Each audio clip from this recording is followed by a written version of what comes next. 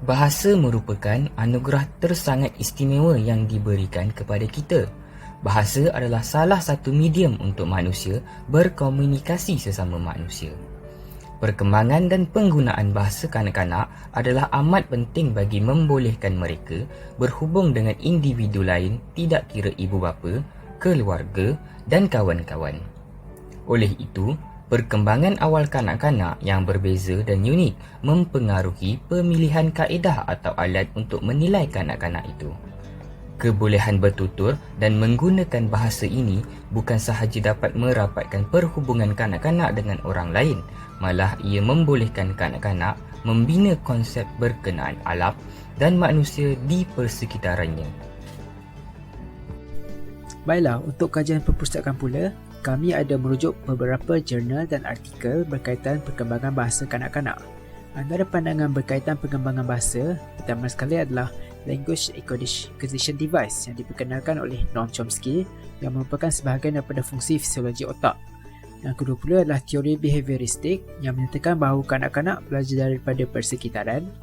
Dan akhir sekali, teori perkembangan bahasa yang bergantung pada aktiviti serta pengalaman yang menggunakan fungsi kognitif yang akan menstimulasi fungsi kognitif kanak-kanak untuk mempelajari bahasa. Terdapat 3 kaedah kajian yang telah dilaksanakan bagi menyiapkan tugasan ini dengan jayanya. Pertama sekali ialah kaedah perpustakaan di mana pengkaji telah membaca pelbagai bahan bacaan seperti buku, jurnal serta artikel-artikel online bagi memperoleh pengetahuan dan ilmu yang lebih mendalam tentang kajian yang dilakukan. Kaedah seterusnya ialah pemilihan responden. Pengkaji telah menggunakan sebuah video sesi temu ramah responden yang berumur 4 tahun bersama ibu dan abangnya bagi menganalisis perkembangan bahasa dalam kanak-kanak tersebut. Kaedah yang terakhir ialah kaedah pemerhatian. Pertuturan responden yang bernama Julian telah dianalisis dan dibandingkan dengan perkembangan normal kanak-kanak lingkungan umur ini serta dibandingkan dengan teori yang telah dipelajari. Seterusnya, kita akan membentangkan hasil kajian kami. Subjek yang dipilih untuk kajian ini ialah Julian dari Amerika Syarikat. Dia berumur 4 tahun dan bahasa pengantaran yang digunakan olehnya ialah bahasa Inggeris. Untuk kajian ini, kami telah memerhati video YouTube sesi temu ramah Julian dengan ibunya. Kami mendapati bahawa terdapat beberapa insiden yang boleh membuktikan bahawa Julian mempunyai perkembangan bahasa yang selaras dengan teori-teori yang telah dicadangkan oleh pakar-pakar bahasa. Bukti pertama, berdasarkan ASHA, iaitu American Speech Language Hearing Association, kanak-kanak dalam lingkungan umur ini sepatutnya berkeupayaan untuk menggunakan perkataan yang sesuai semasa meluahkan emosi mereka mengikut situasi. Semasa sesi temu ramah, Abang Julian telah menolak Julian dengan tidak sengaja. Dengan cepatnya, Julian dapat menjeritkan "ouch" dan "stop, Hyung, stop" untuk meluahkan perasaan sakitnya.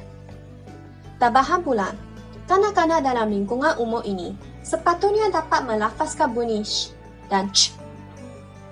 Julian dapat melafazkan bunyi "sh" dalam perkataan "stop" dan "ch" dalam perkataan "ouch".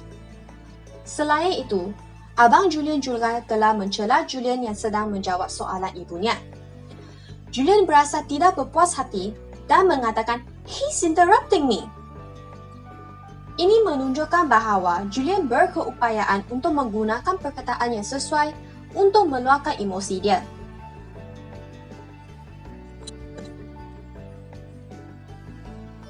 Bukti kedua, berdasarkan Owens, by age 4, a child has added quantifiers, demonstratives, and post-noun prepositional phrases. Semasa sesi temu ramah, Ibu Julian telah menanyakan soalan, "How much do you love Mommy and Papi?"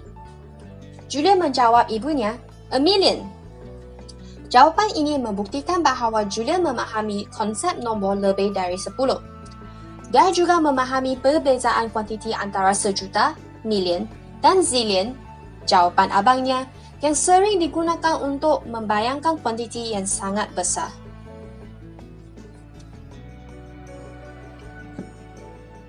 Bukti ketiga, kanak-kanak dalam lingkungan umur 4 tahun sepatutnya berkemampuan untuk membezakan benda dengan perkataan yang mempunyai maksud tersirat. Antara soalan yang telah ditanya oleh Ibu Julian adalah, "Do you know how to speak Spanish and Korean?" Julian senyum dan mengatakan, "Yes."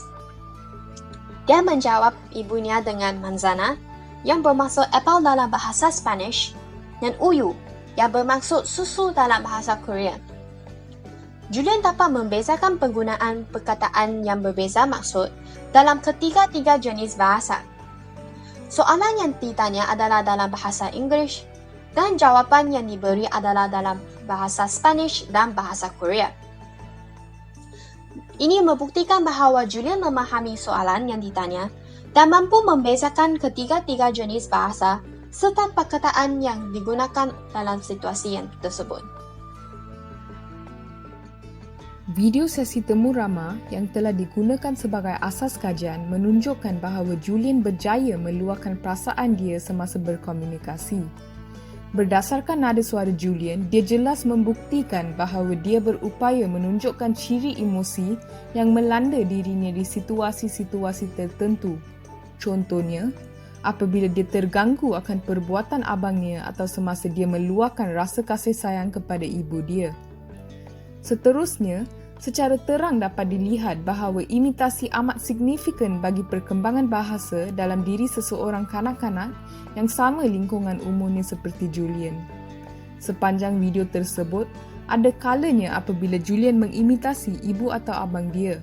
Salah satu contoh ialah sekitar pengakhiran sesi temu ramah tersebut, Julian telah mengimitasi bahasa badan, nada suara dan juga mengulangi beberapa patah perkataan yang telah diucapkan oleh abangnya.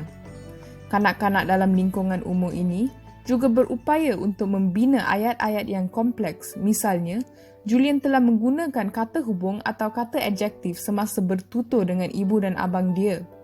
Bukan itu sahaja, Julian juga berkebolehan bagi menggunakan kosakata dengan betul.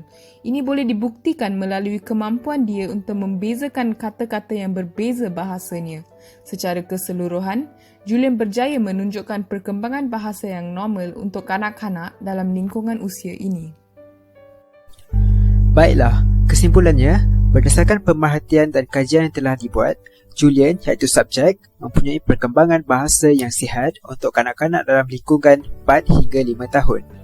Hal ini kerana Julian dapat untuk menguasai kosakata yang sesuai, dapat melaksanakan sesi temu ramah tanpa masalah, dapat menggunakan perkataan sesuai untuk melakukan perasaan, dan akhir sekali, membezakan perkataan daripada bahasa yang berbeza. Jadi, situasi ini membuktikan bahawa Julian dibesarkan di dalam persekitaran yang sesuai untuk perkembangan seorang kanak-kanak. Hal ini kerana persekitaran seseorang kanak-kanak tersebut mempunyai aspek yang besar dalam perkembangan bahasa dan fungsi kognitif kanak-kanak tersebut. Sekian, itu sahaja. Terima kasih.